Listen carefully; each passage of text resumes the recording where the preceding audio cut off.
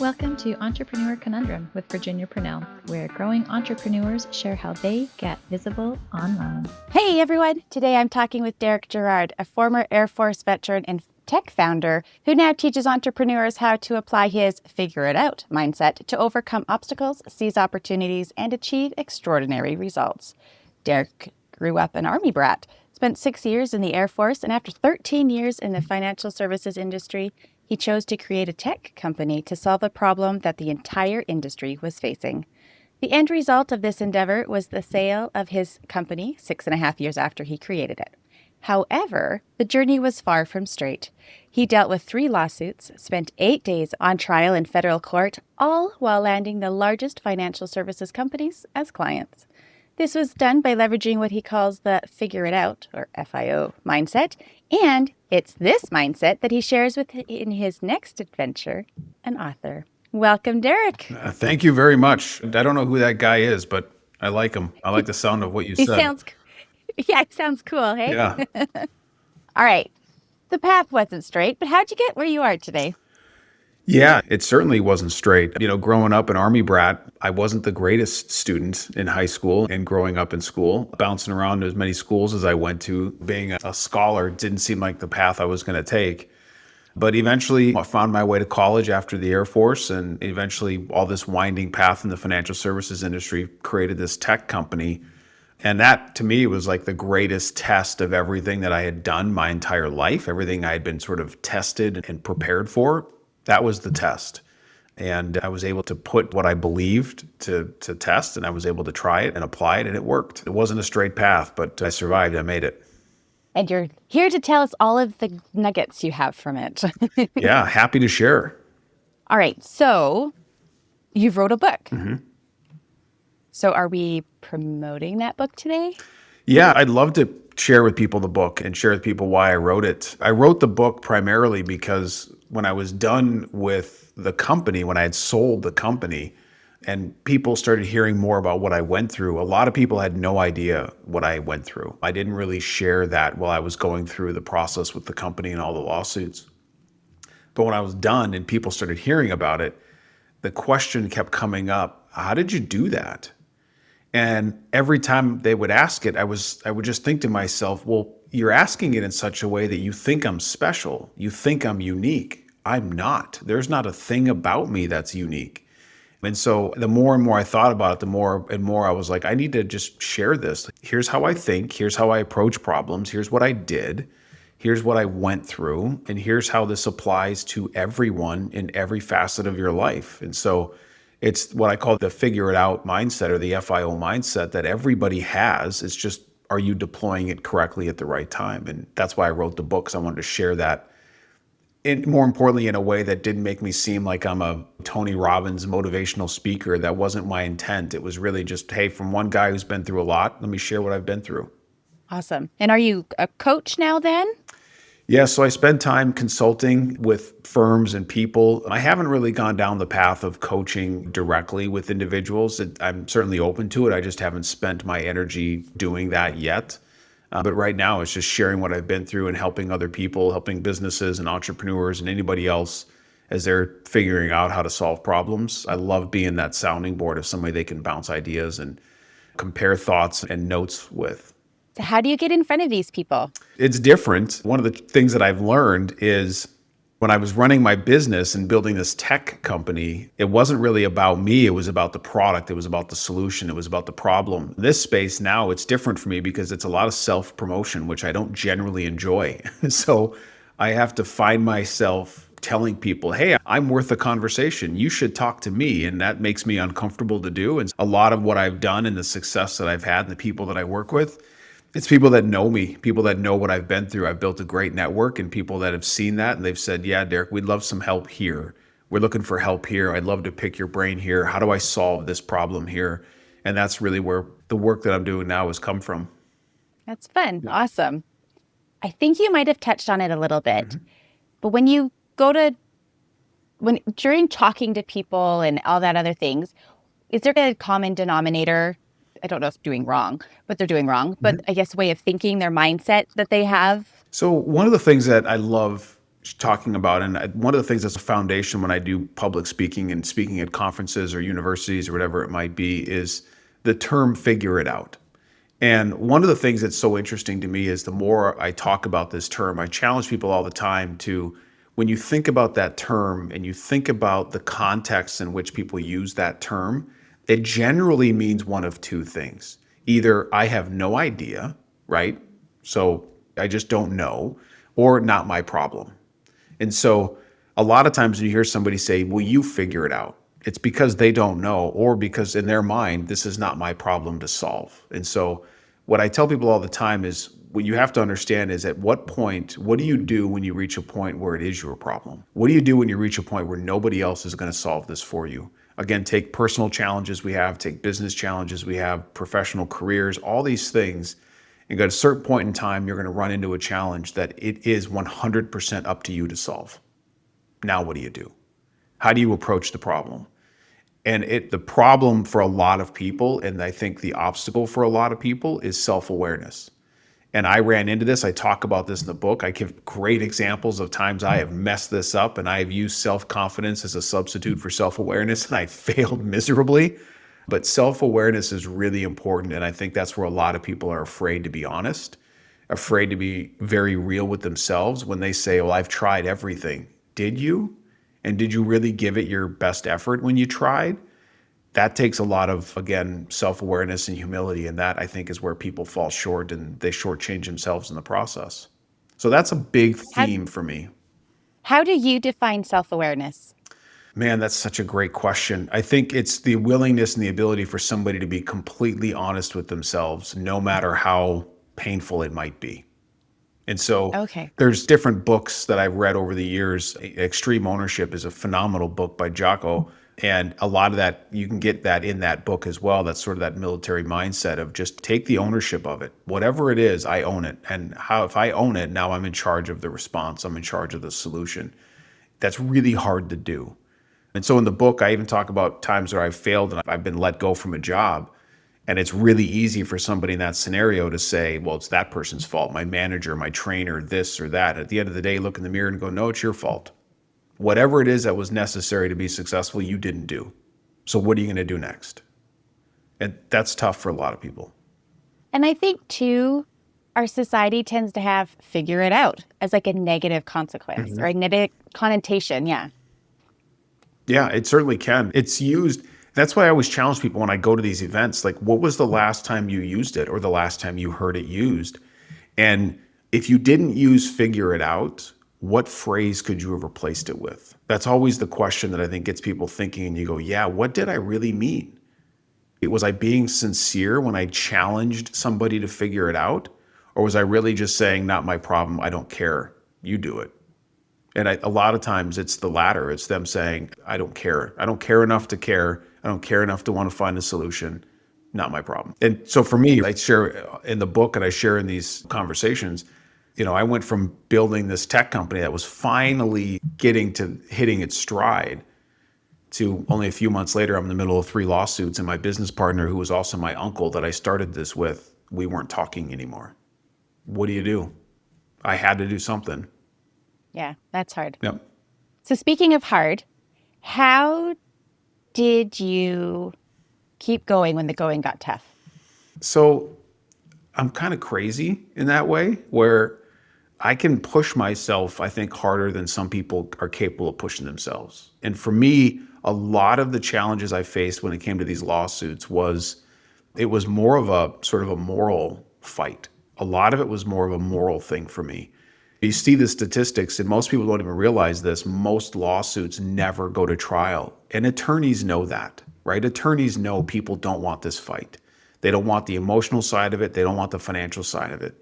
And for me, I was willing to sacrifice the financial side because in my mind, right is right. Period. That's just it. That's the integrity side of me, is right is right. If you're going to make accusations that are wrong, I can't let those accusations stand.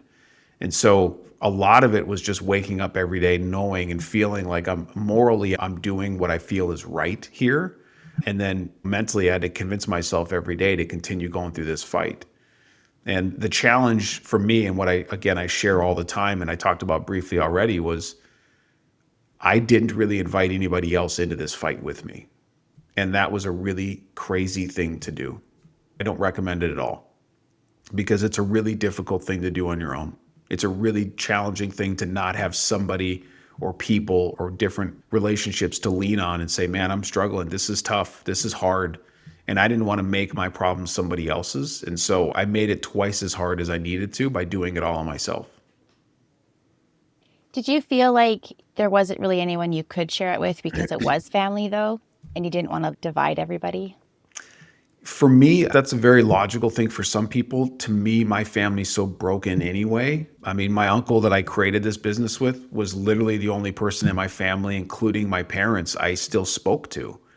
And so there was no family ripple effect other than it was unfortunate to have that bridge burned with my last family member. Really, it just had to do with one of the things that I noticed as I was building this business was that there was a lot of excitement early on for people in my network that were excited that I was doing this. And we started having success. That excitement dwindled a little bit. You kind of see some people's own self-doubt in themselves when other people are being successful, right? And so for me, it was like, I didn't know who to talk to. I didn't know who I could actually share this with that would genuinely be there for me and just listen and be somebody I could lean on. And that's what I share with people today is anybody who's going through that, I'm happy to be that person. I'm happy to be that person that says, hey, I can be a sounding board. I'll just listen. I'll provide advice if you want me to. I'll provide some questions and points of clarity. But I didn't have that. I needed that. And I'm happy to be that for anybody. Yeah, be genuinely happy for your successes. That's exactly right. Yeah. And it's a weird thing when you don't know who will be genuinely happy for my success. It's a weird feeling. I bet. So, what are your big goals in the next year or two? Well, for me, I'm working on different business ventures and different things that I don't sit still very well. And so working on different ideas, my wife hates that. So I've got about 3 different things that I'm working on. And then just coaching and speaking and hopefully sharing the message within the book. I absolutely love getting on stage and speaking. I've been invited to a number of universities and schools to speak. I love talking to students because I think a lot of times they don't hear enough about the real world and here's what's going on, and here's how you think about things. And I have a very simple message that I share with students, especially all the time, but never in life will you encounter a problem where an excuse is the solution. So stop using excuses. And that to me is just a great thing to share with students as they're coming out going, all right, well, Derrick told us it's going to be hard. Derrick told us it's not going to be easy. Derrick told us we're going to fail and we have to pick ourselves back up. Like this is literally what we came out expecting. And so for me, it's just more opportunities to do that. That to me is what I want to be able to do over the next year, 5, 10 years is I absolutely love doing that. Love coaching and speaking and that sort of thing. That's fun. Yeah. Yeah, it's like the boss doesn't want to hear your excuses as to what went wrong or why it went wrong. He wants to know how you're going to fix it. Yeah. And it doesn't take a very skilled person to point out a problem. It takes somebody who understands and has a figured out mindset to come up with solutions. And I do this with my kids all the time. Like, Dad, this is broken or this is something. I'm like, what are we going to do about it? Like, well, I don't know. Well, go back, come back to me with a solution and we'll work through it. But just to tell me something is broken or to tell me something doesn't work or to tell me you don't know how to do the math homework, that doesn't really help. So let's work through it. You do it first and we'll work on the rest of it together. They hate that, by the way. Oh, I agree. My son doesn't like it either. No. Because he's like, I don't understand this math problem. Like, read it to me. I just did it. I know. I'm like, well, not to me. Well, yeah. And half the time they say, can you help me with my homework? And then I say, well, what are you doing and what have you done? And the answer is nothing. And I go, well, you're not asking for help. You're asking me to do it for you. And I'm not going to do that. So you do it first. I don't care if it's right or wrong. Show me how you did it and we'll work through the rest of it. Yeah, because then we can see where it went wrong. A lot easier. Yeah. Right?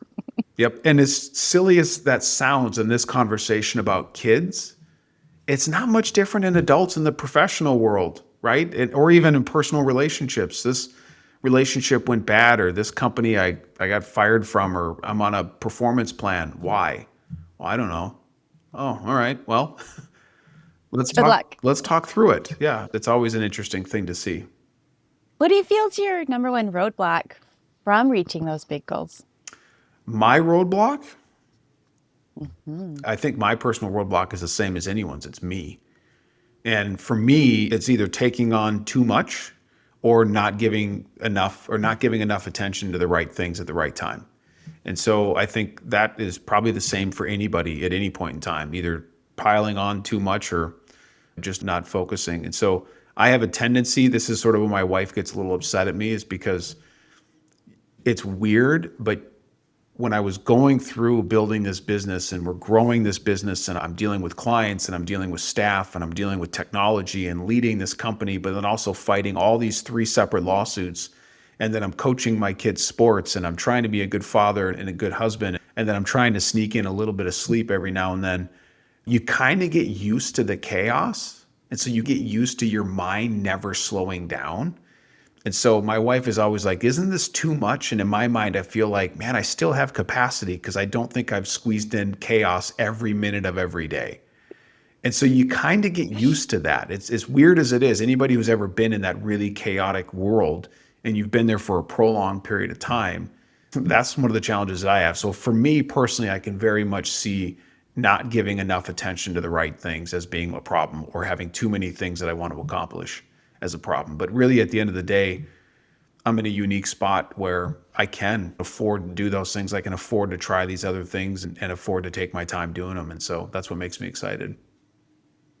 You need to schedule time to be in your nothing box. Yeah, that nothing box is really hard for me. I like going to the lake and getting in the water and sitting by the fire and just staring at the lake. That is my nothing box.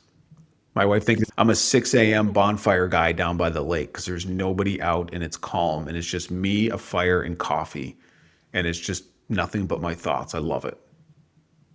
It's a lot different than doing it at night. Yeah, that's exactly right. My wife still thinks I'm weird. She gets up in the morning and I've drank a whole pot of coffee and been sitting by a fire for 2 hours on a Saturday morning, but that's it.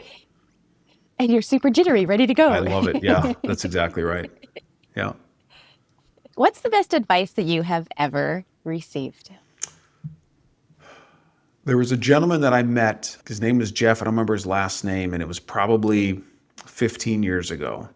I was early professional, really kind of climbing the ranks in the financial services industry and trying to show what I was capable of doing.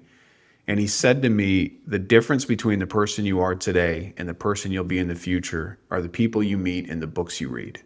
And it was at that point, I had been encouraged to read leadership books and I'd been encouraged to read these other books. And I didn't really read a whole lot back then. But at that point, I kind of took those words serious and I started buying books.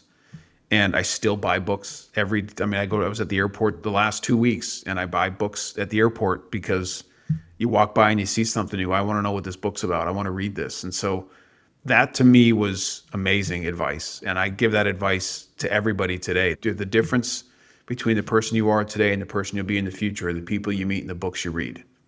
And that's proven itself true so many times over for me. What's the best advice you've ever given? Honestly, I think it's what I said a few minutes ago. Never in life will you encounter a problem where an excuse is a solution. It's amazing to me over the course of my life, and my kids see this, my kids understand it, but a lot of people who know me, especially my wife, they know how easy over the course of my entire life, my upbringing, how many times it would have been easy for me to sit down, cross my legs, cross my arms, and say, I'm not doing it. I can't do it. And that doesn't do anything. It doesn't solve a single thing. And so, I mentioned before, I went to 12 schools before I graduated high school. I barely graduated high school. And I found my way to somehow get into a college and get a great degree and then set my career and my life up for everything else. And so there's always reasons to fail. There's always reasons to quit. There's always reasons to not have an answer and a solution. Stop using them. So stop using excuses. They solve nothing. Solve the problems in front of you and move on to the next one. And by the way, there will always be another one. And we're not going to become the person that we want to be or our highest potential if we keep using those excuses. Yeah. And if you surround yourself with others that enable that. And so if I surround myself with people that allow me to use excuses to justify anything in my life, how is that ever going to be any different? Same with people that want to lose weight. If I'm surrounding myself with people that are unhealthy and they don't have the same goals I do, I'm setting myself up for a really, really difficult challenge to do it. Is it impossible? No. But it's also going to be a lot harder if I don't have a support network around me that says, hey, you said you were getting up to go to the gym and you didn't do it. Why didn't you do it? Or let's go together, or whatever it might be. So excuses are very, very dangerous and people use them all the time. And in my opinion, they're just too often accepted. Yeah. Is there any tidbits from your book or anywhere else that you share with people about how we can use the figure it out for us in our lives? Well, the book walks through different facets of what I call the figure it out mindset, different things to understand. And I use a ton of personal stories in there. So again, I'm not afraid to be open and honest and share what I've been through in my life. And I share a lot of that in the book. But I think the biggest tidbit, biggest sort of thing that they really keep in mind is kind of what we've already talked about, and that is the self-awareness piece. Self-confidence is a terrible substitution for self-awareness. There was a point in my life, and I shared this story in the book, where I took a job and I was given a position within the financial services industry that I was 100% not ready for. But you could never have convinced me of that. I would never have believed in for a second that I was not ready. My self-confidence was so high, right? And then you get into the world, or you get into the world of the business that I was in, and I was so unprepared. And there's a gentleman, I don't remember who it was who originated this quote, but I remember hearing this quote a long time ago, life is a set of stairs. And I realized right then and there, I didn't skip stairs. I literally skipped floors. Like I was given the opportunity to just sort of skip ahead, and reality set in. I went right back to where I belonged. And then I had to hit every step on the way up. And some of those stories I share in the book, but man, be careful with self-confidence because it can get you in places that you're not ready for. And I think you have to take that over time. You have to understand why the steps are there and why you have to touch every single one of them. And I think too many people today, you see sort of internet fame, you see people that, are doing things, making a ton of money, and you go, I want to do that. What do I have to do to get to that level of income or of wealth or of status? How can I get there as fast as I can? And that's not generally the best sustainable path for most people. You do things you probably shouldn't do and do it in a way you probably would regret. Yeah, we don't see what it took for them to get there. That's the amazing part is, we look at wealth, we look at success, and we always try to find the reason that person didn't deserve it. And as we talked before, finding somebody to share your success with. I've got some great friends and I've got some great people in my life. My wife and I still talk. The day I sold my company, I sat by the fire with a drink and a cigar all by myself because I wasn't sure who else to share that success with. Who would be genuinely happy and not resentful? So it's an interesting thing, but that success, it stairs the whole way. And I promise you there will be people in your life that are there now that won't be. There'll be people in your life that are not in your life right now that will be forever when you go through it. So going back to confidence, having too much is not a good thing, but not having enough or not believing in yourself enough. So how can we find that middle ground, that balance? Yeah, the line between confidence and arrogance, right? There's no easy way to answer it. I've been accused of being arrogant over the course of my life by people that don't understand what self-confidence really looks like. So it's funny when somebody is missing it or somebody doesn't have it or somebody feels like you have too much, you just sort of, in their mind, you've crossed the rubric now and you're arrogant. And so for me, humility was a really big thing. And I try never to get into a position where I think I know everything. In fact, if you ever done any coaching with me, anybody, I was on a call yesterday and this guy said, Derrick's the king of questions. I try not to make statements. And so anytime I'm around people, anytime I'm engaging people professionally, especially, I ask a lot of questions. And I don't want people to think I have all the answers because half the times I don't. But it's amazing how important and impactful really good questions are, and that you can sort of use that to navigate your way to the answers. And so I think there's no magic answer to confidence versus arrogance. I think a lot of times that arrogance threshold sort of gets crossed when you think you have all the answers and somehow you've entitled yourself to share those answers with everybody. No, you haven't. So it's okay. Sometimes it's okay to listen a little bit more and ask a few more questions, and you'd be amazed how the conversation goes. Perfect. Thank you. We've covered a bunch of stuff. Is there something that you would like to talk about that we haven't yet? No, I think we've covered a lot of really great stuff. I think the people that have the feedback I've received so far on the book has been fantastic. And so I think for anybody who is in a spot where they're sort of struggling with what to do next or how to solve problems or what that figure it out actually means, again, personally or professionally, that's why I wrote it. It was interesting to me when it was done, the publisher was reading it and he said to me, "What genre do you think this will be?"